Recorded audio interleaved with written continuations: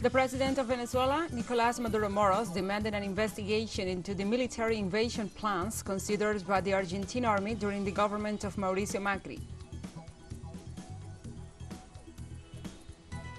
The U.N Secretary General Antonio Gutteres offered his mediation to seek a diplomatic solution to the growing tensions between Russia and the West. 7 Senegalese soldiers were released by separatist rebels from Senegal's southern Casamance region on Monday.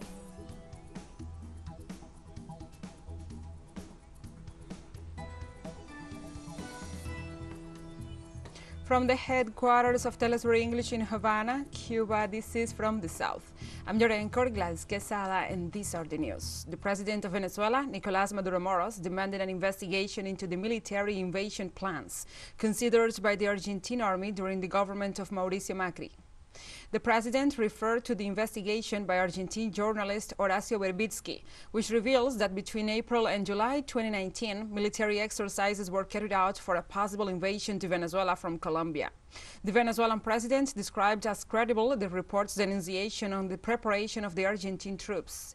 At the same time, he expressed his hope that the Argentine institutions will pronounce themselves on the matter and act accordingly.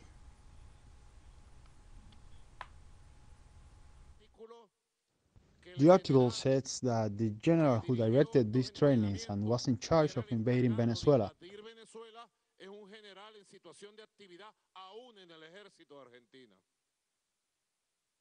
is a general still active in the army of Argentina.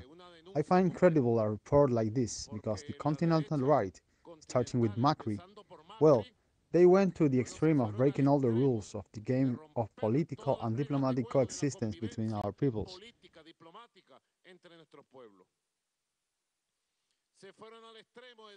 They went to the extreme of disregarding international law and the sovereignty of the self-determination of the peoples. And they went to the extreme of thinking that they could wage war against Venezuela and that Venezuela was going to sit back and do nothing.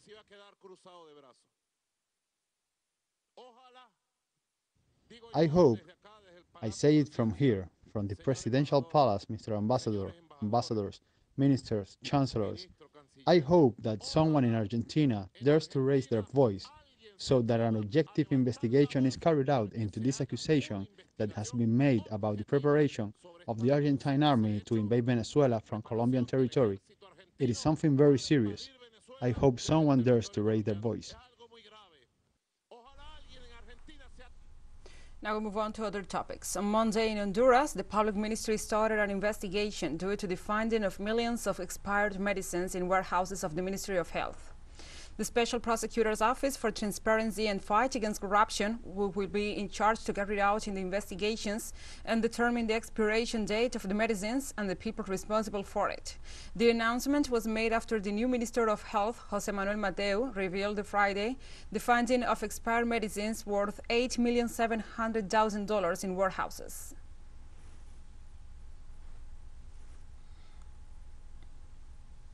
The Peruvian Congress debated on Monday the accusations against a number of legislators for alleged influence peddling. The Parliamentary Ethics Commission is pondered the accusations made against Congressperson Americo Gonza of the Peru Libre Party, who is accused of participating in meetings held at the government's palace with state officials in exchange for family benefits. The case of Congressperson Patricia Chirinos from Avanza País will also be evaluated for having offended the president, Pedro Castillo, in November 2021 during his participation in a political demonstration, and the Congressperson from Fuerza Popular, Luis Cordero Hon, for an alleged accusation of harassment of his ex-partner.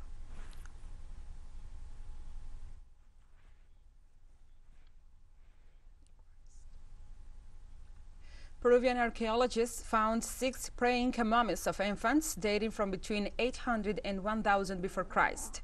Alongside the mummies of the 6 children, they also found skeletal remains of 7 adults who, unlike the infants, were not wrapped in bundles. We are finding the remains of sacrificed children that are associated with the mummy. We are talking about an individual that presented a very advanced, very sophisticated mummification process, so sophisticated that we can see how this has been preserved for so many years. But it is also the oldest evidence of children sacrifice in large quantities associated with the burial of an elite Carter. On Monday, the trials for crimes against humanity in Argentina continue. This time, another former military is put in the crosshairs due to the roles as perpetrators of tortures in the clandestine detention center known as Pozo de Arana during the dictatorship of 1976 to 1983. Miguel Osvaldo Etecolach will stand on the accused seat as the witness report from a process back in 2006 placed him in the center stage at Pozo de Arana. The witness, Jorge Julio Lopez, one of the detainees who survived the illegal acts against his physical and moral integrity, testified against Etecolach back then and has been missing since. Another former member of the repressive forces, Julio César Garraicho, also faces the accusations from committing crimes against humanity inflicted on Lopez and 6 other people in Pozo de Arana.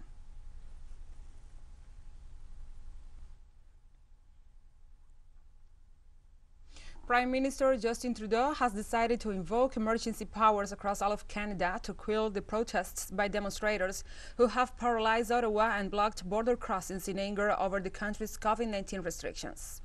That earlier act was previously invoked during World War I and World War II, and then notoriously by Trudeau's father, then Prime Minister Pierre Trudeau, in 1970 during a wave of violence by hardline Quebec separatists known as the October Crisis. In recent days, Trudeau rejected calls to use the military, but otherwise said all options are on the table to end the protests, including invoking the Emergencies Act, which gives him the government broad powers to restore order. After discussing with Cabinet and Caucus, after consultation with premiers from all provinces and territories, after speaking with opposition leaders, the federal government has invoked the Emergencies Act to supplement provincial and territorial capacity to address the blockades and occupations. I want to be very clear. The scope of these measures will be time-limited, geographically targeted, as well as reasonable and proportionate to the threats they are meant to address. The Emergencies Act will be used to strengthen and support law enforcement agencies at all levels across the country. This is about keeping Canadians safe, protecting people's jobs, and restoring confidence in our institutions. We'll take a short break now. Join us again after this.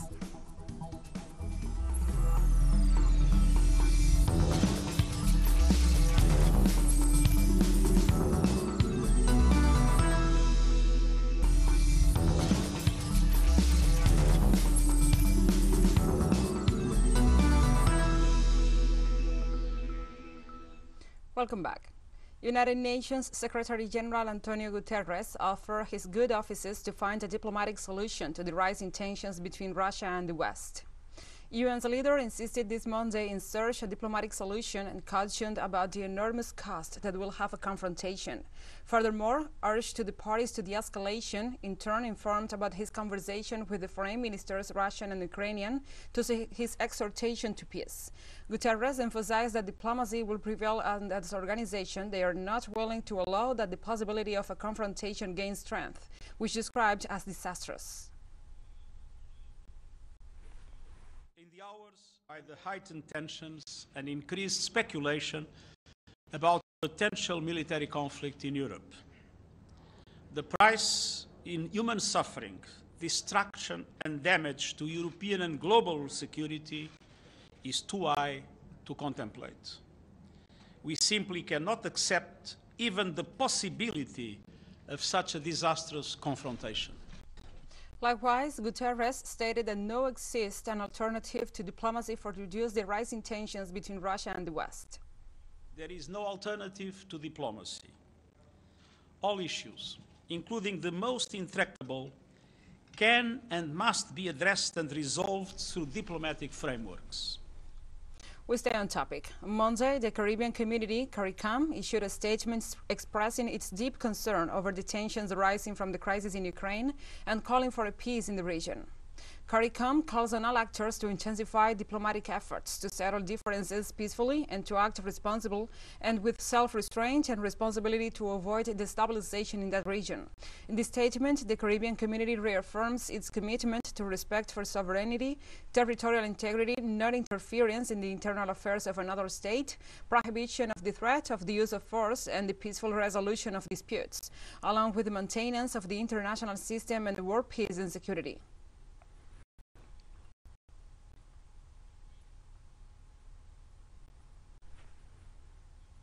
Two boats carrying a total of 80 migrants arrived on Lampedusa Island on Sunday. The group included 4 women and a child and are reported to be in good health.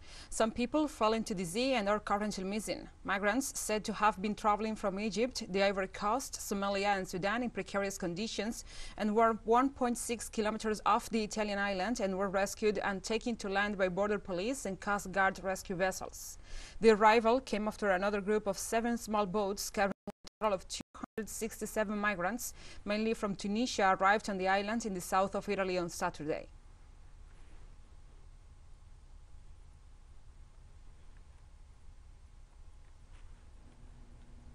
One person was killed and 14 people are injured after 2 commuter trains collided near Munich in southern Germany. The cause of the crash was not immediately clear. The 2 commuter trains apparently slamming into each other head-on on a single track line. More than 200 rescue workers and police were sent to the scene. The stretch of the track in Germany's Bavaria region was closed off after the incident, with rail replacement bus services running. German rail operator Deutsche Bahn said that relevant authorities had opened an investigation. According to local newspaper, around 95 passengers were on the 2 trains, and the train driver had got trapped in the mangled wreckage.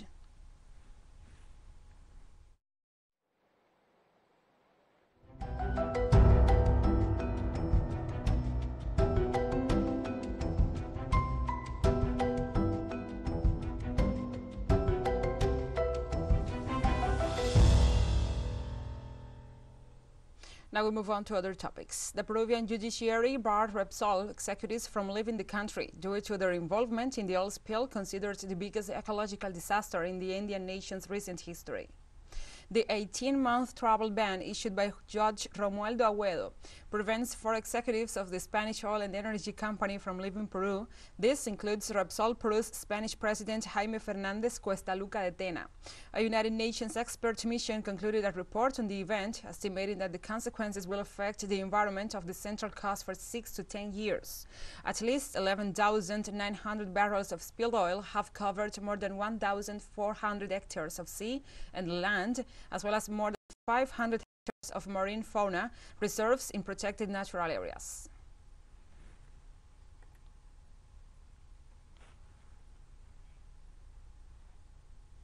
And Brazil's Vice President Hamilton Mourão acknowledged that the deforestation alert figures for the Amazon issued by the Institute for Spatial Research are true.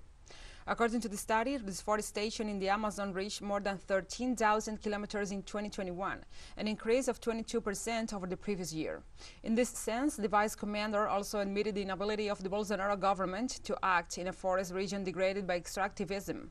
In the same context, the President Bolsonaro has been accused since 2019 by environmental activists due to the growth of deforestation in the Amazon.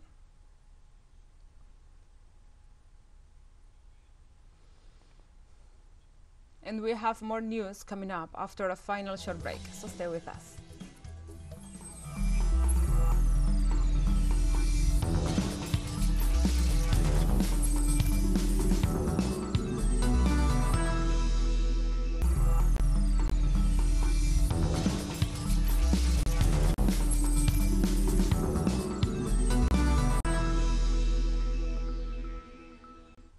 Welcome back from the south. 7 Senegalese soldiers who were captured 3 weeks ago were released by separatist rebels from Senegal's southern Casamance region on Monday. The soldiers were taken across the border to an area near the Gambian village of Bajajara and delivered to officials from the Gambian government and the West African Regional Bloc ECOWAS. 4 Senegalese soldiers were killed, while 7 were captured alive. The freed hostages appear in good health and left the area in Red Cross jeeps. The charity stated that it had visited the soldiers in captivity and provided medical care.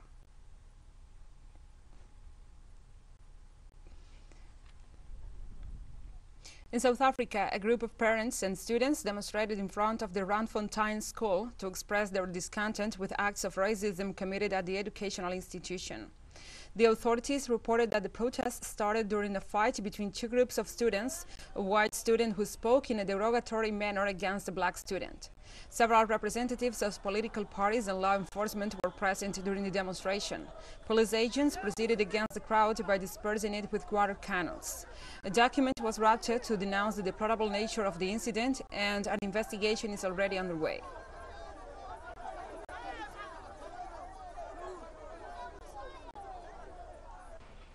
In Tehran, Iran's foreign and defense minister says that Western parties are deeply committed in the Vienna talks and in restoring the 2015 nuclear agreement during a joint press conference with his Iranian counterpart in Tehran.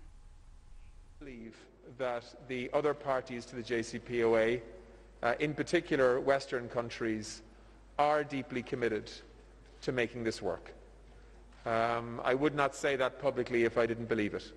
I would not be here if I didn't believe that there was an opportunity now. A restoration of the JCPOA in full would secure rapid and substantial sanction relief for Iran. Iran claimed on Monday that the United States cancelled a prisoner swap deal a night before the agreed date. Saeed Khatibzadeh, Iran's foreign ministry spokesperson, said that unfortunately a deal for prisoner swap was once achieved, but the US side went back on its word on the night before the agreed date. He did not offer details when the agreement was made or when it was supposed to be implemented. The US did not immediately acknowledge this.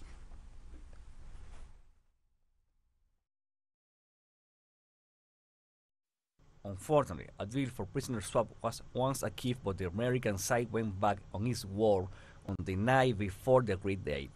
It proves once again how careful you must be when you make any agreement with Washington, because you never know if they will honor the agreement even if they announce it. Currently, the issue of prisoner swap is still being discussed in a parallel route to Vienna talks.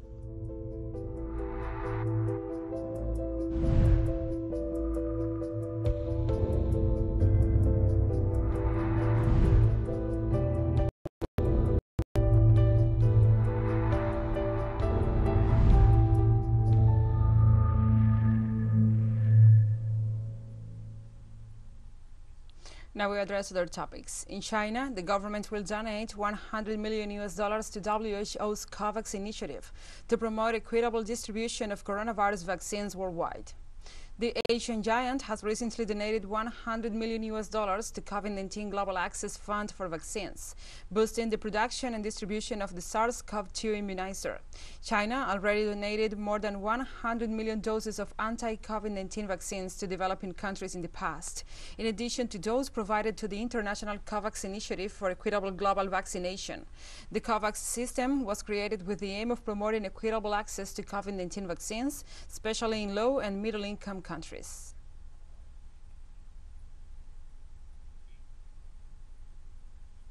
The most important border crossing between Canada and the U.S., the Ambassador Bridge, was reopened after being inoperative for a week due to protests by truckers.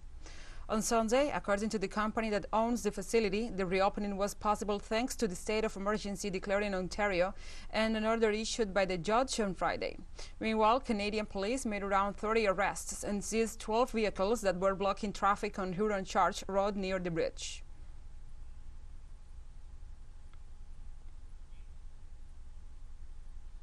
In the Dominican Republic, vaccination of children between 5 and 11 years of age against COVID-19 will begin this Monday, subject to a parental consent. According to the Minister of Public Health, Daniel Rivera, the vaccine for the infant population is well discussed and agreed upon in several meetings by the different specialized medical societies in the country. The immunization will be applied in all the educational centers of the 18 regional divisions and the 122 educational districts in coordination with the health authorities. The pediatric society is informed about the benefits offered by the administration of the vaccine, which so far has not generated any health problems.